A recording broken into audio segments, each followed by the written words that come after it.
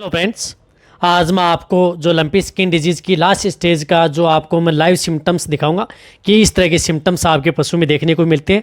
इस तरह के सिम्टम्स देखने को मिले तो आपको क्या उपचार करना चाहिए, इसके बारे में आज आपको डिटेल से बताया जाएगा। तो वीडियो को स्किप करके मत देखना, पूरा देखना। देखो, मैं लंपी स्किन डिजीज़ के बारे में बताना चाह रहा हूँ। जो आपको ये गाय दिख रही है, ये गाय कम से कम इसको 10 से 15 दिन हो चुके हैं इस लंपी स्किन डिजीज़ से, और बहुत सी मेडिसिन इसको लगा चुके हैं डॉक्टर। मैंने जाके इसको देखा तो बहुत इस तरह की जो इतनी मेडिसिन थी, इतनी मेडिसिन इसको, इतनी इंजेक्शन लग चुके हैं, साथ में इतनी मेडिसिन वहाँ पर पड़ी थी। तो यदि आप अपने पशु में इस तरह की यदि दिक्कत है तो आपको क्या करना चाहिए, और यदि इस तरह की स्टेज हो जाती है तो आपको क्या बचाव करना चाहिए, इसके ऊपर आपको आज डिटेल से बताया जाएगा।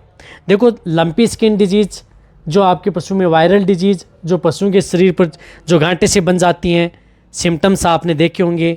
वीडियो मैंने बनाई हुई है, बहुत सी वीडियो मैंने बनाई हुई है लंपी स्किन डिजीज़ के बारे में, किस तरह से उसका बचाव है, रोकथाम है, इलाज है, देसी है, एलोपैथिक ट्रीटमेंट है। 2 साल पहले भी मैं लंपी स्किन डिजीज़ के बारे में सबसे पहले वीडियो लेकर के आया था मेरे चैनल के ऊपर कि लंपी स्किन डिजीज़ के किस तरह के सिम्टम्स आपके पशु में देखने को मिलते हैं, क्या ट्रीटमेंट किया जाता है। तो इन सभी के लिंक आपको डिस्क्रिप्शन में मिल जाएंगे, और वैसे भी आप मेरे चैनल पर जा के देख सकते हैं। देखो, आपको ये जो गाय दिख रही है, इस गाय को अब क्या है कि सांस लेने में दिक्कत आ रही है, मुंह से पानी आ रहा है, सांस ले रही है तो जोर लेके सांस ले रही है, और जैसे सांस ले रही है तो सांस के साथ क्या आता है, जैसे पानी सा बाहर फेंकती है, यानी मुझे ऐसा लगता है जैसे फेफड़ों के अंदर पानी भर गया है।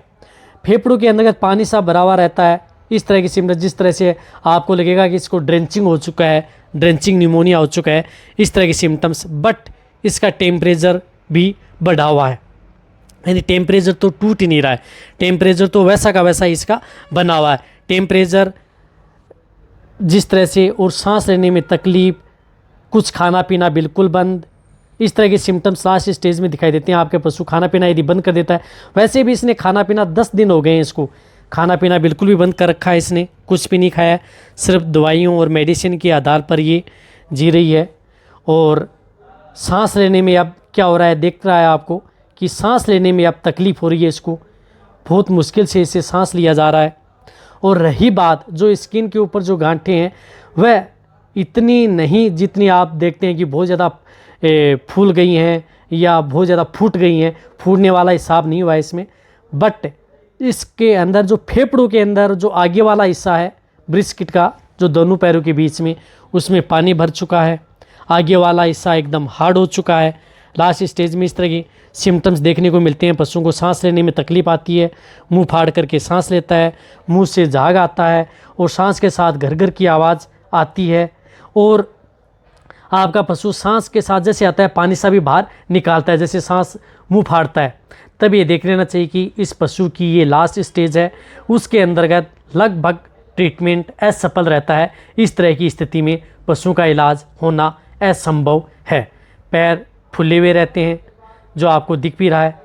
तो यदि इस तरह के सिम्टम्स यदि आपको पशु में देखने को मिल रहे हैं, तो वहाँ पर आप जहाँ पर भी, यदि जितने भी जो वेटेरियन हैं या पशुपालक हैं, तो ये देखें कि उस पशु का आप जितना हो सकता है उसको आप कोई घरेलू नुस्खा अपनाएं। आपने ट्रीटमेंट आप अपने पशु चिकित्सक से करवा चुके हैं, अच्छी बात है, फिर भी रिकवरी नहीं ले रहा है, तो उनके साथ आपको मैं और भी बता रहा हूँ कि आप आयुर्वेदिक नुस्खा आप अपने पशु पर ज़रूर आजमाएं यदि आपको अच्छा रिजल्ट लेना है। वरना इस वायरस का वैसे कोई परमानेंट इलाज है तो नहीं, बस सिम्टोमेटिक ट्रीटमेंट किया जाता है कि किस तरह के सिम्टम्स दिख रहे हैं, उसी के आधार पर इसका इलाज किया जाता है।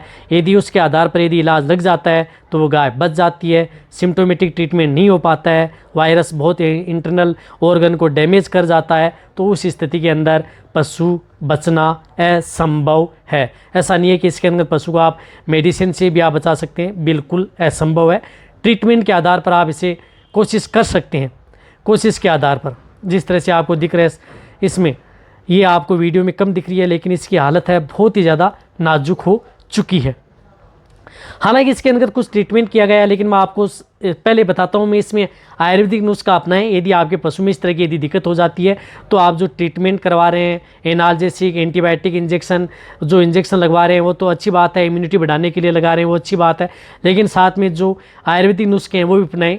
जिस तरह से मैं बता रहा हूँ आपको, नीम के पत्ते लें आप, 1 से 2 मुट्ठी नीम के पत्ते ले लें, तुलसी के पत्ते लें, आपसे 1-2 मुट्ठी तुलसी के पत्ते भी, जो कि क्या है कि आपके पशु का टेम्परेचर को कंट्रोल करती हैं, पशु को सांस लेने में तकलीफ है तो उसको कंट्रोल करने का काम करती हैं। लौंग ले सकते हैं, लौंग आती है 10 ग्राम, काली मिर्च ले लें 10 ग्राम, जीरा आता है तो जीरा भी ले सकते हैं आप 15 से 20 ग्राम, हल्दी पाउडर जो हल्दी एंटीऑक्सीडेंट होती है वह भी आप 15 से 20 ग्राम, गुड़ ले लें 50 से 100 ग्राम।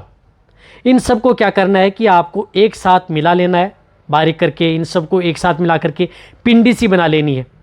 पिंडे से बना करके आप अपने पशु को खिला सकते हैं, या जिन पशुओं के मुंह के अंतर्गत बहुत ज़्यादा दिक्कत हो जाती है, खा नहीं पाता है, तो आप इसके अंदर देसी घी का भी आप प्रयोग कर सकते हैं।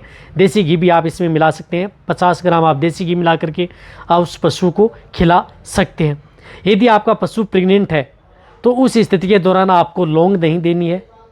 जो पशु यदि प्रेग्नेंट होता है तो उसमें लौंग न दें, लौंग से बचा के रखें यदि आपका पशु उसमें स्थिति के दौरान है तो। और जो जितने जो मैंने ट्रीटमेंट बताया, इस तरह का ट्रीटमेंट आप अपने पशुओं में, ये जो नुस्खा है ये आप अपने पशुओं को पर डे के हिसाब से दें, और लगातार 5 से 6 दिन आप अपने पशुओं पर ये नुस्खा अपनाएं। और इस बीमारी से होने के बचाव के लिए कौन सा नुस्खा अपनाना चाहिए उसके बारे में आयुर्वेदिक उपचार वह भी आपको आने वाले समय वीडियो मिल जाएगी। और जिस तरह से यदि आपके पशु में 4 दिन से लेकर के 15-16 दिन हो गए हैं तो उस स्थिति के दौरान क्या उपचार करना चाहिए उस विधि का भी आपको आयुर्वेदिक उपचार मिल जाएगा। रही बात मेडिसिन के बारे में, तो मेडिसिन के बारे में मेरे चैनल पर डिटेल से वीडियो बनी हुई है, जो मैंने कल भी वीडियो डाली थी। यदि आपके पशु में सांस लेने में तकलीफ है, टेम्परेचर बढ़ा हुआ है, तो कौन से इंजेक्शन आपको पशु में लगाने चाहिए, वह ट्रीटमेंट भी आप उस पशु का करवा सकते हैं। यदि इस तरह के सिम्टम्स देखने को मिले, साथ में जो इंजेक्शन है वह अपने पशु चिकित्सक के द्वारा लगा सकते हैं, और जो ये आयुर्वेदिक नुस्खा है वह आप उस पशु पर कर सकते हैं। इससे क्या होता है कि आपके पशुओं का इलाज हो सकता है, वरना इस स्थिति के दौरान लंपी स्किन डिजीज़ के अंतर्गत पशुओं की हालत बहुत ज़्यादा ख़राब हो जाती है, पशुओं को बचाना असंभव हो जाता है। यदि आप इनमें पशुओं की सही देखभाल करेंगे, सही तरीके से आप इनका इम्यूनिटी पावर बढ़ाएंगे, अच्छी तरह से उसको खान पान देंगे, अच्छा मिनरल मिक्सर या कुछ भी आप अपने पशु की इम्यूनिटी बढ़ाने वाले देते रहेंगे, तो आप अपने पशुओं को बचा सकते हैं। मक्खी मच्छर से आप अपने पशुओं को बचाएं, मक्खी मच्छर भगाने वाली जितनी भी दवा आती हैं उनका प्रयोग आप अपने पशुओं पर करते रहें। साफ सफाई का ज़रूर ध्यान रखें यदि आप अपने पशु को इस बीमारी से निजात दिलाना है तो।